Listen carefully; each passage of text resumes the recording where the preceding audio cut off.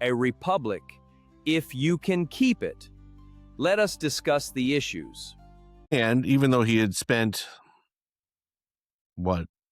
7 years or whatever it was in England, overseas, away from his family, etc., in September of 1776, he was chosen to be commissioner to France.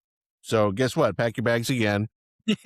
You're going to join Arthur Lee, who was already over there, and Silas Deane.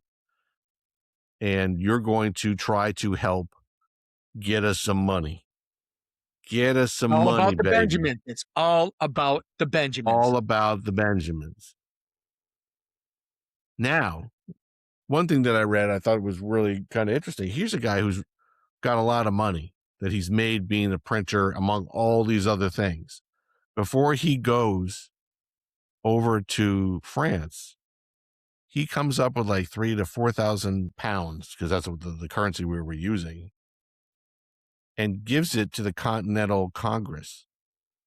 Where Continental Congress didn't have jack. And they, we've talked about it with Washington. Here he is out there trying to fight a revolution.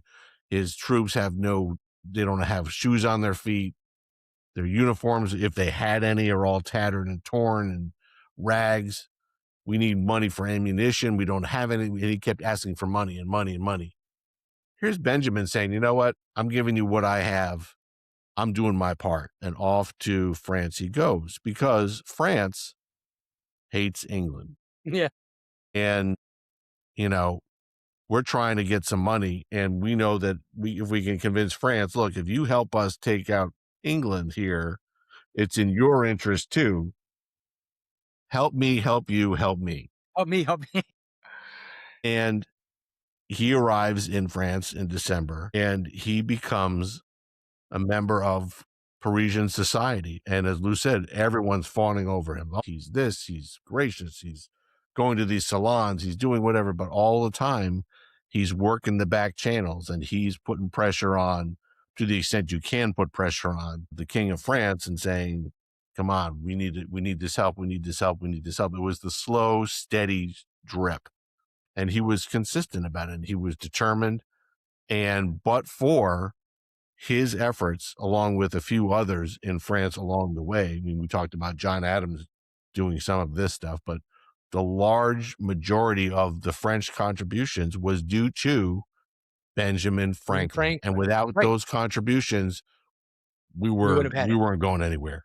Right. We would start the fracas, but the revolution would come to a quick halt. Right. I mean, he was instrumental where, one of the things that he did, 1778, was where he pushed along and got France to sign the Treaty of Allegiance with the United States. And that's something where that changed huge, where at this point, yes, the revolution was already underway, that we were already, 2 years into it, but it still wasn't a guaranteed thing. And that it was only because of his continuing push that the money came in, as Rob said, to be able to keep funding the Army, what we had as a Navy back then, and to keep the movement going. So imagine you're Benjamin Franklin in France trying to tell the King of France, like, you need, give us some money, like millions of pounds or francs or whatever, please. We want gold, silver, what they call it, specie, just give it to us. And he's like, really? Why would I do that? What's the likelihood that you ragtag, rebels are going to do anything? And then, as Lou said, news gets to France in February 1778 that General Burgoyne and his army have been cornered, beaten, and they surrender. That gets the ears perked up on the French side of things, like, holy crap. This is real.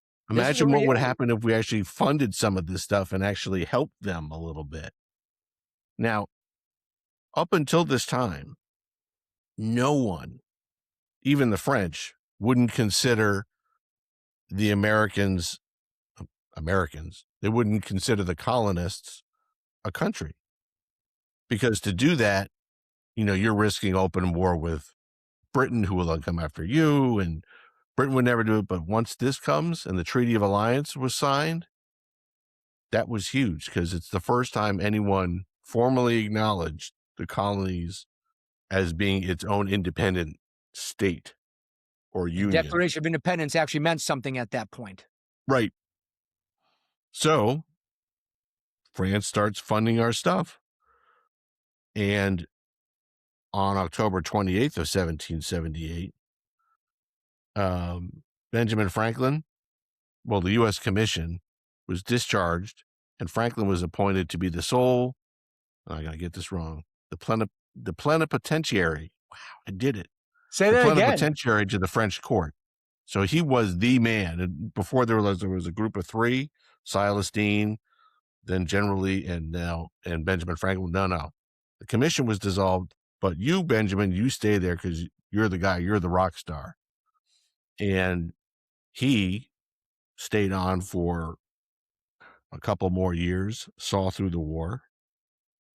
And it largely because of Franklin's appeals, of his efforts, of everything he did, it's estimated that by the monetary gifts, loans, donations, however you want to call it, the French would call it, they were all loans, they should be repaid. All the money that was sent to the colonies, and this is in 1770s. So I don't know what the translation of this number to today's, but it was a lot of money. It's estimated at $60 million in today's money, I think. It's just huge. So with the financial backing of France, with their Navy being pledged to come and assist with breaking up the British blockades and the British domination of the eastern seaboard, most notably during the Battle of Yorktown, Britain is defeated.